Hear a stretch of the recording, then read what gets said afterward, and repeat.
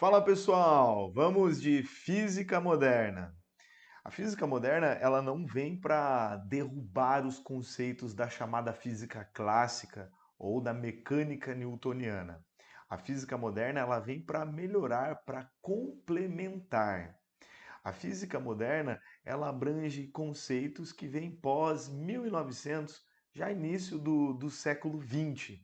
E para entender tudo isso, vamos pensar na história. Em 1900, ocorre uma conferência da Royal Society e um sujeito chamado William Thomson, conhecido como Lord Kelvin, diz que a física já estava no seu ponto mais alto. A física conseguia explicar todos os fenômenos da natureza. E continuar estudando física seria apenas isso aqui, ó, melhorar medidas, deixar aí algumas situações mais precisas, porque não tinha mais nada a ser descoberto. E isso de acordo com o Kelvin. Aí nessa conferência, nessa reunião, alguns levantaram alguns pontos que não eram perfeitamente explicados pela física da época. E o Kelvin chama esses dois pontos de nuvens. O Kelvin ele diz que esses problemas seriam como nuvens em um céu de verão. Essas nuvens logo seriam dispersas. Mal ele sabia que era devido a esses dois detalhes que a física sofreria uma revolução e nasceria então essa área chamada de física moderna. Entendendo quais eram essas duas nuvens. A primeira era um resultado negativo de um experimento proposto por dois americanos, o Michelson e o Morley. Esse experimento ele mostrava que não existia um meio onde a radiação eletromagnética se propagava. Naquela época, eles consideravam que para as ondas eletromagnéticas, para a radiação eletromagnética se propagar, existia um meio chamado de éter. Mas o experimento de Michelson e Morley disse que não existia isso, mas eles ainda não conseguiam explicar o porquê. O outro detalhe vinha com a radiação do corpo negro. E nós vamos começar por aqui, entendendo a radiação do corpo negro. E para começar, vamos definir que um corpo negro é qualquer corpo que recebe radiação e absorve 100% dessa radiação. Ele não reflete a radiação. Ao passo que o corpo é um bom absorvedor de radiação, ele também é um bom emissor de radiação. Mas ele emite a radiação não por reflexão. Vamos entender. Aqui temos um exemplo, um radiador de cavidades. Nós temos esse corpo em formato esférico e tem uma pequena abertura aqui, ó. A radiação entra por essa abertura e ela fica aprisionada aqui. Então nós podemos dizer que o corpo absorveu toda a radiação que nele chegou. Quando ele recebe radiação, ele modifica a sua temperatura e então ele começa a emitir radiação. Vamos melhorar isso. Qualquer corpo que esteja a uma determinada temperatura emite radiação. Eu, nesse momento, tenho uma temperatura em torno de 36, 37 graus Celsius, eu estou emitindo radiação. Só que a radiação que eu estou emitindo, ela não consegue sensibilizar os olhos. Então, se eu apagar todas as luzes, só por conta da temperatura, você não conseguirá me visualizar. Mas conforme a temperatura aumenta, conforme a temperatura do corpo aumenta, a intensidade de radiação também aumenta. E nós temos aqui, ó, que a intensidade ela é igual a uma constante, a constante de Stefan Boltzmann, vezes a temperatura elevado à quarta potência. Essa temperatura ela tem que estar necessariamente em Kelvin. É comum, de repente você pega ali um espeto, deixa cair na churrasqueira, ele aquece e ele fica vermelho, ele fica ao rubro. Isso mostra que conforme a temperatura aumenta, a intensidade de radiação emitida também vai aumentar. A intensidade está intimamente associada à temperatura. Qual era o problema? Com a teoria que eles tinham na época, eles tinham uma divergência da prática. Olha, na prática, eles têm isso aqui, ó. Isso aqui é o resultado prático. E isso aqui é o resultado teórico. Eu até coloquei aqui a lei do deslocamento de Wien, que mostra que para comprimentos de onda grandes para comprimento de ondas elevados, até há uma coerência com a prática. Mas para comprimentos de ondas menores, isso aqui não há coerência. Então, nós temos uma divergência entre a prática e a teoria da época. Aqui, ó, a teoria clássica da época não era compatível com o que eles haviam realizado experimentalmente. E agora, como explicar essa divergência? Um físico alemão chamado de Max Planck, ele considera a radiação descontínua. Então, na época, eles consideravam a radiação contínua. Agora, o Max Planck vem dizendo que a radiação ela é descontínua e que essa radiação é formada por pacotes de energia. E esses pacotes são chamados de quantum. Se você tiver mais de um quantum, vários quantum, você tem um quanta. E a energia de um quanto é igual a H vezes F. A energia é igual a H vezes F, onde H é a constante de Planck, que vale cerca de 6,6 vezes 10 a menos 34. E o F é a frequência. Então a energia ela é quantizada. A energia é igual a H vezes F. Entendendo melhor essa questão aqui, ó, da descontinuidade. Um exemplo, tá? Bem grosseiro. Nós temos aqui a radiação. Vamos supor que isso aqui seja uma luz. Quando você olha, de repente, de longe, ela é contínua. Mas se você der um zoom, imagina que pegamos uma lupa aqui e demos um zoom, nós vamos visualizar que a radiação, ela na verdade é formada por pacotes de energia. E a energia de cada pacotinho é dada por H vezes F, onde o H é a constante de Planck e o F é a frequência. A energia, ela é quantizada. Eu consigo determinar a quantidade de energia. O Max Planck, então, ele revoluciona a física porque ele considera a radiação descontínua. O Max Planck é considerado o pai da física quântica. E isso, né, lá em dezembro, no finalzinho de 1900. Isso foi um fato que divide a física em física clássica e física moderna. Repito, a física moderna ela não vem para derrubar a física clássica, ela vem para melhorar as explicações.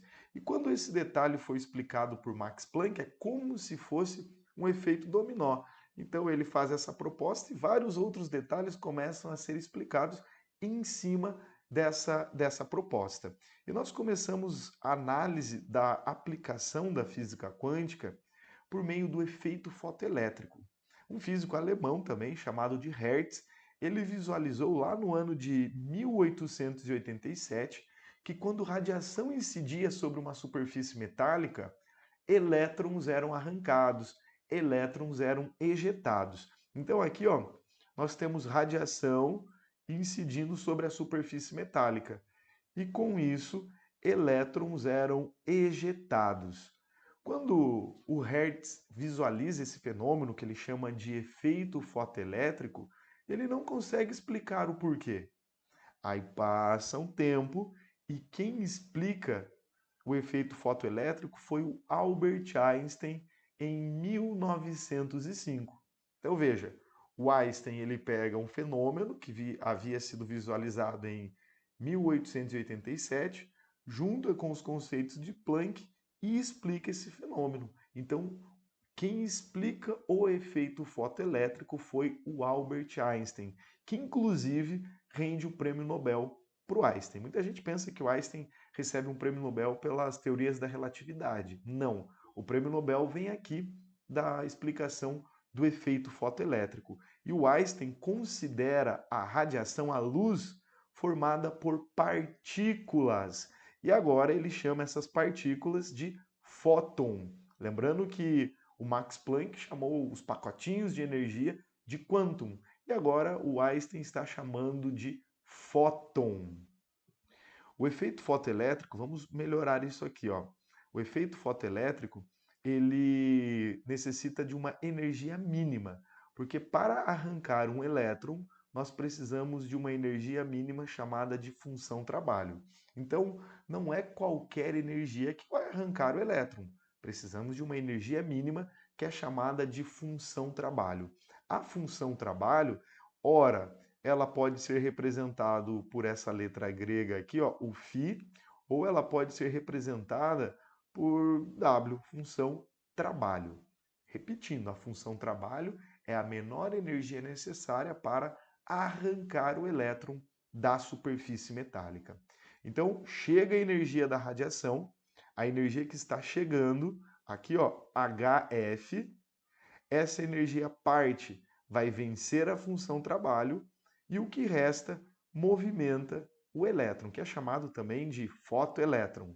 Então a energia cinética é igual à energia incidente, que é dada por H vezes F, menos a função trabalho.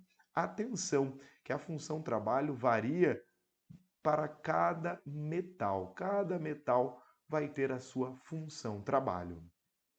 Seguindo, ao explicar o efeito fotoelétrico, Einstein considera a luz uma partícula. E isso é um novo problema. Lembra o efeito dominó? Uma explicação começa a gerar outros problemas que vêm então a ser explicados. Até o momento, a luz era considerada uma onda e tinha um experimento que comprovava isso. Só que agora o Einstein diz que a luz é uma partícula, então nós temos um problema, porque temos duas definições para a luz e dois experimentos que explicavam esses caráteres da luz. Thomas Young fez um experimento com fendas duplas e ele mostra que a luz tem um comportamento de onda. Isso lá em 1800. Agora, em 1905, Albert Einstein mostra que a luz tem um comportamento de partícula, um comportamento corpuscular. E agora, é onda ou é partícula? Essa discussão perdura aí por alguns anos, até que um físico francês chamado de Louis de Broglie diz: olha, a luz é a luz, e dependendo da situação, é mais conveniente dizer que ela é uma onda. Dependendo da situação, é mais conveniente dizer que ela é uma partícula. E dependendo da situação, não vai fazer diferença. Exemplo, para explicar a reflexão, a refração da luz, não importa qual é o seu caráter.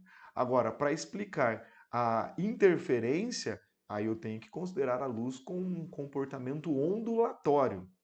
Para explicar o efeito fotoelétrico, eu tenho que considerar a luz com um comportamento de partícula. Então a luz, ela tem esse caráter dual, comportamento de onda, comportamento de partícula. São argumentos.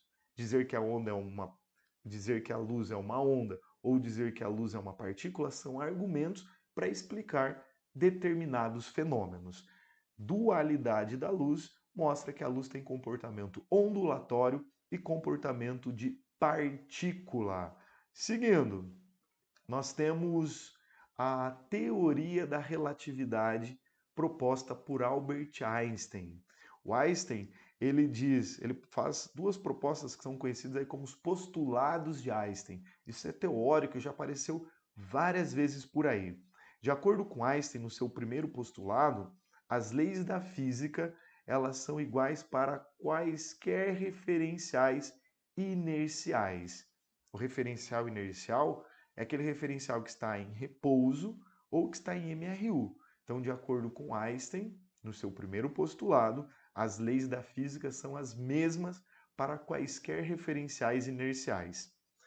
E o outro postulado diz que a velocidade da luz no vácuo ela é absoluta. A velocidade da luz no vácuo vale 3 vezes 10 a oitava metros por segundo. E ela não depende da velocidade da fonte. A velocidade da luz no vácuo ela é um valor absoluto para qualquer referencial inercial. E conhecendo isso, podemos entender que três grandezas são relativas. O tempo é relativo, a massa é relativa e o comprimento, o espaço, também é relativo. De acordo com Albert Einstein, quando um referencial viaja com velocidade próxima da luz, ele tem o tempo passando de forma diferente para um referencial que não viaja, um referencial que está em repouso. Inclusive, o Einstein, um cara muito didático, ele propõe um exemplo para explicar isso, que ficou conhecido como o paradoxo dos gêmeos. O Einstein diz que se dois gêmeos, ou seja, mesma idade, um fica em repouso aqui na Terra e o outro viaja em uma nave com velocidade próxima da luz, quando aquele voltar, o tempo vai ter passado diferente. Aquele que viajou com velocidade próxima da luz, o tempo é relativamente menor. Então, o que ficou, o tempo passou de maneira diferente para o que viajou. Veja que quem ficou está mais velhinho, o tempo passou de maneira diferente para quem viajou. De repente, vamos colocar números. De repente, para quem viajou com velocidade próxima da luz, o tempo foi de 10 anos. E para quem ficou, o tempo foi de 18 anos, mostrando que para quem viaja com velocidade próxima da luz, o tempo é menor do que quem está em repouso. E podemos calcular isso por meio desta expressão. O tempo do repouso é igual ao tempo de quem viaja, dividido por raiz quadrada de 1 menos a velocidade da nave, do corpo que está em viagem, dividido pela velocidade da luz, tudo isso ao quadrado. Além da dilatação do tempo, nós temos a contração do espaço. Então, quando um corpo está viajando com velocidade próxima da luz, as suas dimensões tendem a ser menor. E você pode calcular a contração do espaço a partir dessa equação. E para encerrar, nós temos que analisar a massa, né? A massa também é uma grandeza relativa de acordo com Albert Einstein. E aqui eu coloquei a relação entre a energia e a massa. Equação bem famosa, né? Energia é igual a mc quadrado. A energia é igual a massa vezes a velocidade da luz ao quadrado. E aqui nós relacionamos a massa relativística. Pessoal, são muitos os detalhes a respeito da física moderna, então acompanhe a resolução dos exercícios para seguir com o estudo. Valeu, bons estudos e até o futuro!